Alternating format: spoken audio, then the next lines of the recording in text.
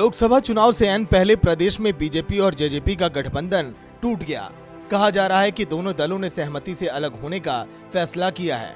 आपको बता दें कि पिछले 4 साल में बीजेपी और जेजेपी ने प्रदेश में मिलकर सरकार चलाई और किसी भी प्रकार के विवाद से दोनों दल दूर रहे।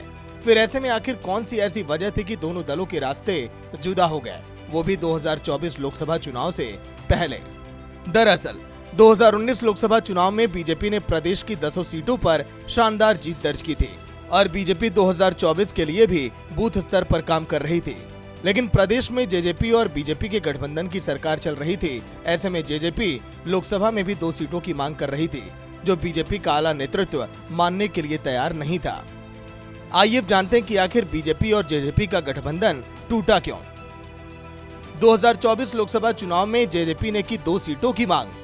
जेजेपी 1 से 2 सीट मांग रही थी, बीजेपी सीट देने को तैयार नहीं थी।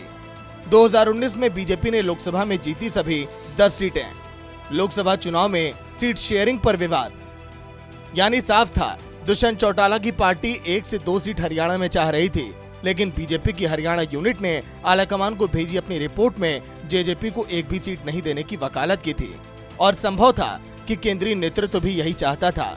कुल मिलाकर बीजेपी का यह कहना था कि हमने सभी सीटें जीती हैं, ऐसे में हम जीती हुई एक भी सीट भला कैसे दे सकते हैं। प्रदेश में चल रहे सियासी घटनाक्रम की स्क्रिप्ट 11 मार्च को ही बीजेपी के राष्ट्रीय अध्यक्ष जेपी नड्डा और दुष्यंत चौटाला की मुलाकात के बाद ही लिखी जा चुकी थी।